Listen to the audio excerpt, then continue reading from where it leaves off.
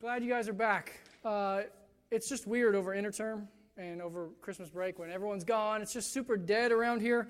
It's good to have some life back on campus, and I'm excited you guys are back. I'm excited for this semester. I don't know if, I've just been praying for you guys for the last month for sure, and over Christmas break, and I've been preparing for this upcoming semester, I'm just get this excitement that God's going to do something amazing. And so I'm just excited to see what it is. As you know here at first let me say, for those of you who are maybe new, don't know me, my name is Ryan Lee. I'm the campus pastor. I'm also a resident director here on campus. My office is right across from the J Shop, so if you ever need to talk, that's where I am. My email, and you can follow me on Twitter if you want. It's not a huge deal, but I just thought I'd put it up there. But that's who I am. That's where I am. If you ever need to talk, that's what I'm here for. And so come by anytime. My door is almost always open unless I'm in a meeting with someone else. So come on by. As I was thinking about the message for today, I was just kind of reading through my Bible, and I kind of had some ideas of what I might talk about. But as I was reading through Genesis, the story of Joseph jumped out at me. And does anyone here familiar with the story of Joseph? A few of you maybe? Okay. A few of you. And what happened to Joseph was this. He was his dad's favorite son. And so he got special privileges, special treatment. Well, his other 11 brothers didn't take kindly to those special treatment. And so they got so bitter and so resentful that they decided they're going to kill him. They're going to kill their own brother. Well, the oldest said, you know what, we shouldn't kill him. We don't want his blood on our hands. Let's just throw him in this pit, and we'll figure out what to do with him later. But we'll take the coat back to our dad and say some wild animals killed him. And so they all thought that was a good idea, and that's what they decided they'd do. So they threw him in this pit, and they took the coat back to their dad, and they said some wild animals killed him.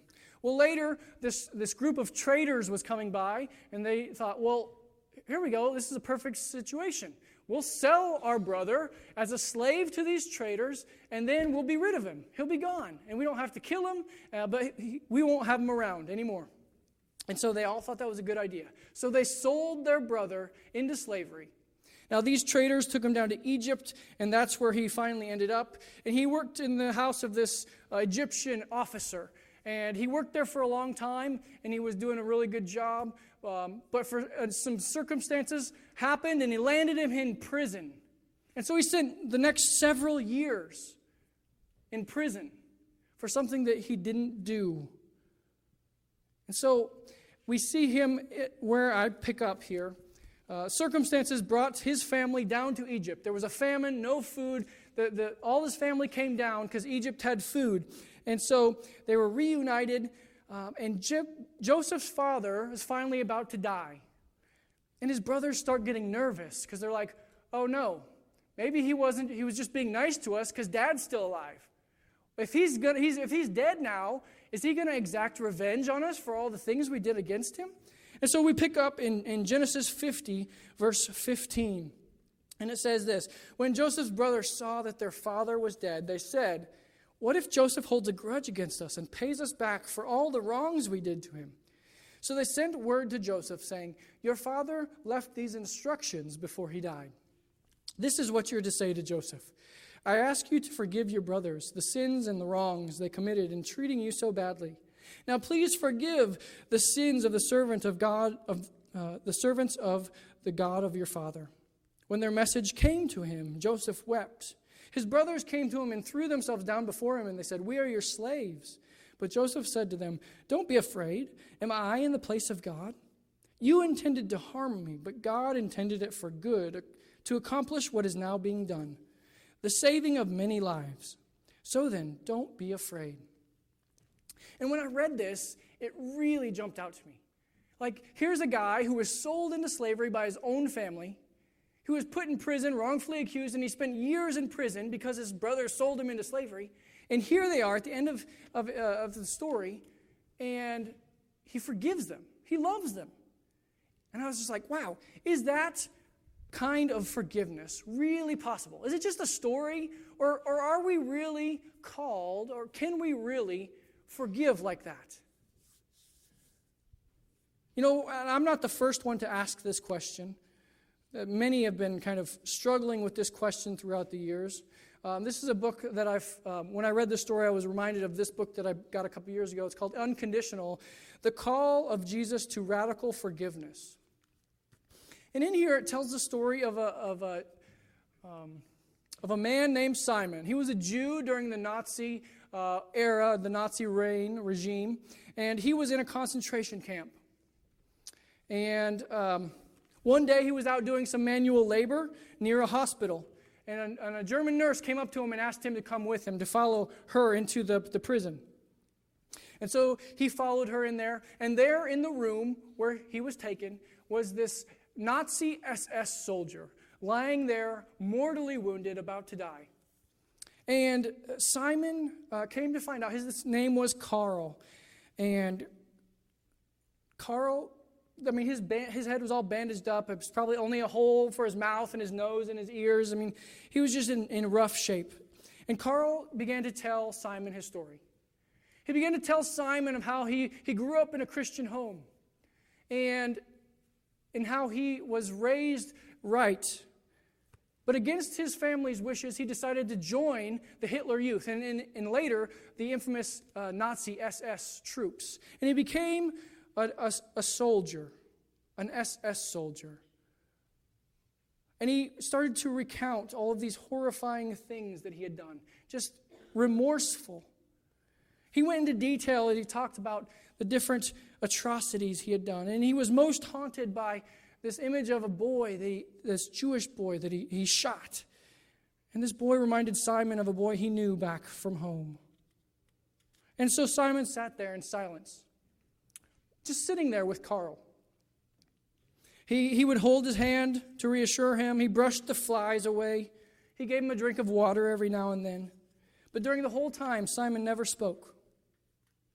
He knew that Carl was sorry, that he was remorseful, that he was repentant. And so Carl said at the end of his talk, at the end of his time, he said, "Here I am, left with my guilt. In the last hours of my life, you are here with me, and I don't know who you are. I only know that you are a Jew, and that is enough. I know that what I have told you is terrible. And in the long nights while I've been waiting for death, time and time again, I have longed to talk about it with a Jew and ask and beg for forgiveness from him. Only I didn't know if there were any Jews left.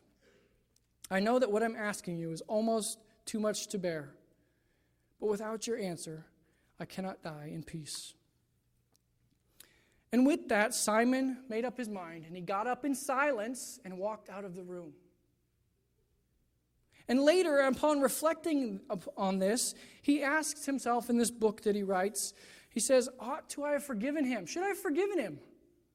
Was my silence beside the bedside of this dying Nazi soldier, was it wrong?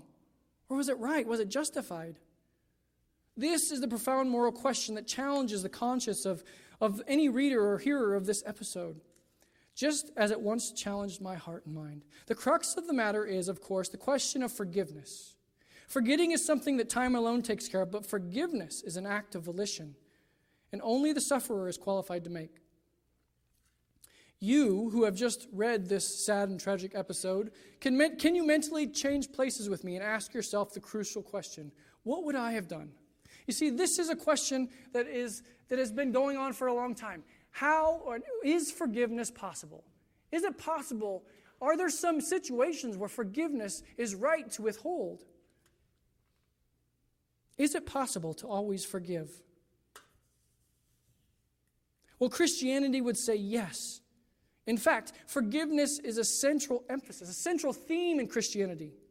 If we look at it, we see Jesus on the cross as he's been tortured and he's about to die. He looks out in the crowd who is yelling and cursing him, and he says, "Father, forgive them, for they don't know what they're doing."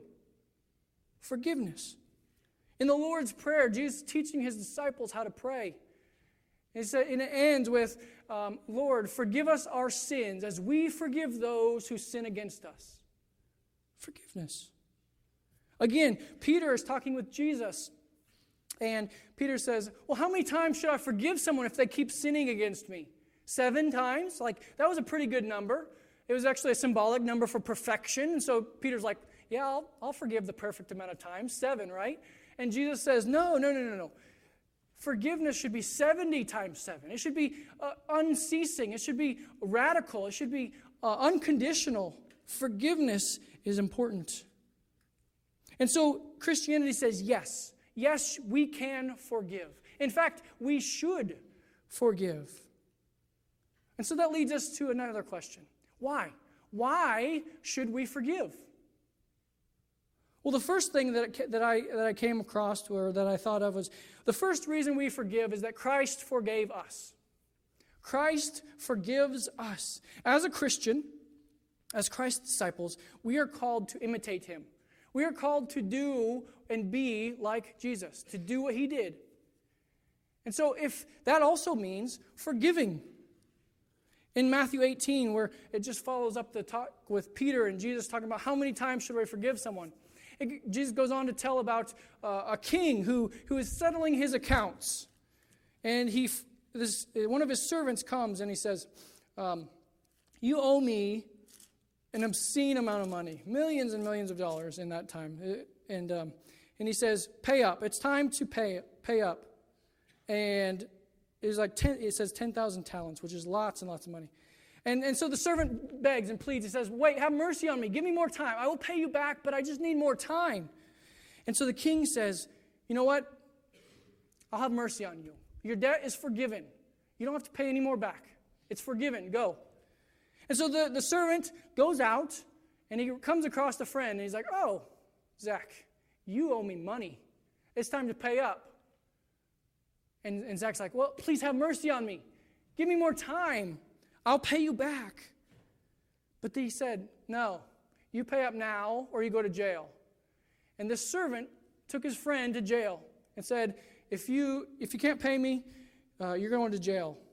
And then the master heard, and in verse 32 he says this, then the master called the servant in, and he said, you wicked servant, I canceled all of your debt because you begged me to. Shouldn't you have mercy on your fellow servants, just as I had on you? And in his anger, he turned him over to the jailers.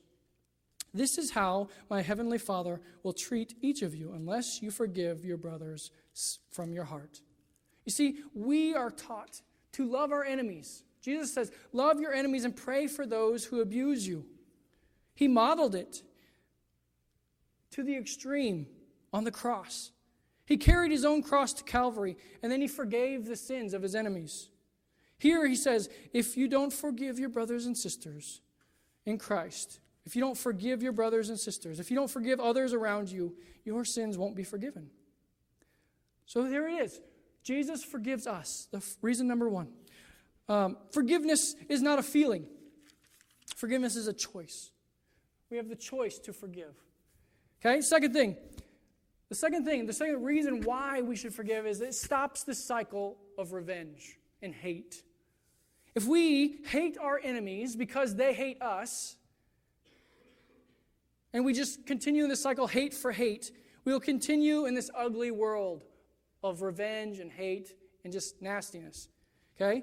But unless love enters into this cycle and breaks the cycle, and forgiveness enters into this world, and is willing to love its enemies, a new and real kind of change, only then can a real and new kind of change enter into the world. It's only through love and forgiveness that this is possible.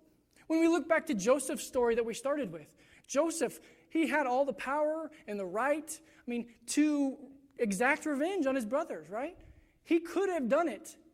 Most people probably would have said, yeah, you're justified to do that. But instead, he wanted to break the cycle. He loved and forgave instead of hating, instead of exacting revenge. And this reminds me of another example, another story of Nelson Mandela. Nelson Mandela became president of South Africa. Before that, though, he was in prison for 27 years because he was fighting for the rights of the black South Africans. And he was fighting so vehemently that they put him in prison for 27 years, and he mined a rock quarry. And when he got released, he continued his work in civil rights. Finally, at the age of 76, he was able to vote for the first time. And in that election, the people elected him president. And here he had the power. The chance to choose, what would he follow? Would he follow revenge, or would he follow reconciliation and forgiveness? And we all, I'm sure, know the story, what he did. In his inauguration service and coronation, he invited his white jailer to be his honored guest. See, he decided to seek reconciliation, to seek forgiveness. The Christ-like love that absorbs the blow and responds with forgiveness is the only hope that this world has for real change. But how? How can we do this? It's so hard sometimes to forgive, especially when the offense is egregious and when the offense is so severe. We just want to hold on to that. We don't want to release it. How can we do that? And the answer is, it's not by our own strength. We have to have God's strength, God's power to do that. And secondly, how do we do it? We have to make a choice to obey Christ, even if we don't feel it. I've got one more story here before we close, and then I'll let you guys out. The stories of Corrie ten Boom. Corrie ten Boom was a Christian during the Nazi regime. She lived in Holland, and she and her family housed the Jews to hide them from the Nazis. And eventually her and her family got caught, and they got sent to the concentration camp as well. And her dad and her sister both died there.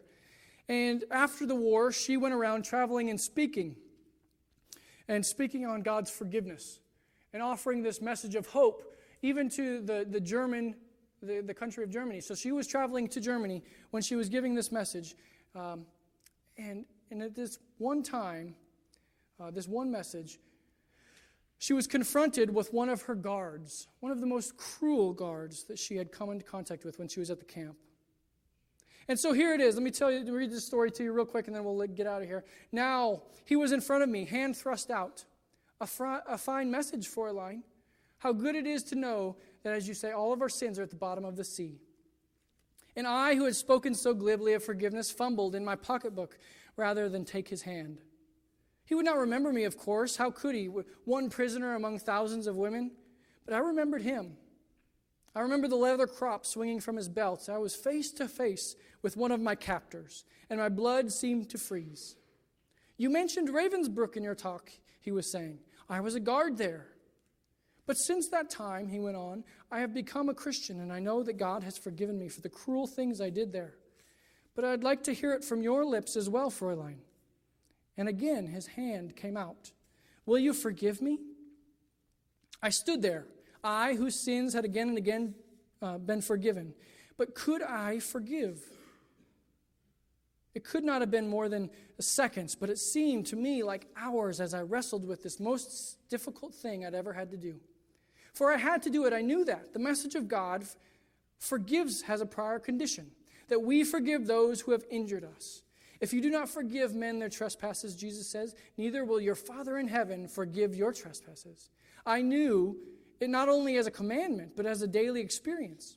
Since the end of the war, I had come home to Holland for victims of Nazi brutality.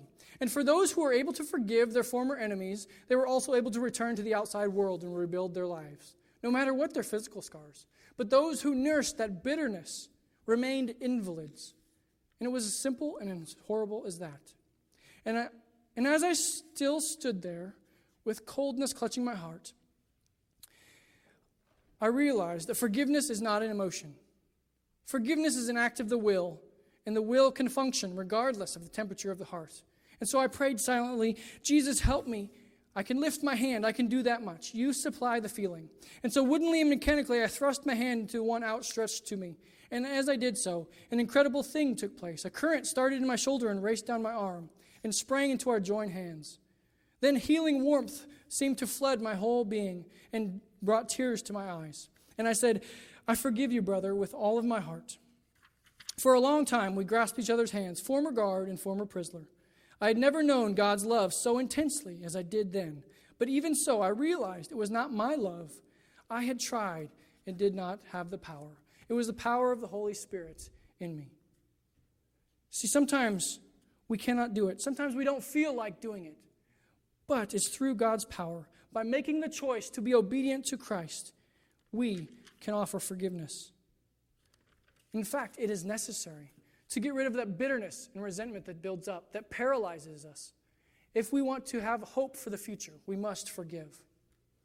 So, to be an authentic follower of Christ, we must embrace the centrality of forgiveness. I want to end with this. Is there someone in your life that you need to forgive? Just take a minute to think about that. Is there someone in your life that you need to forgive? Is there some bitterness or resentment that you are harboring that you need to let go of? Is there someone that maybe you need to ask forgiveness of for something you did to them? Some offense that you have done? Please don't wait. No matter how hard, follow Jesus' example and end the cycle of hate and offer that forgiveness freely and radically.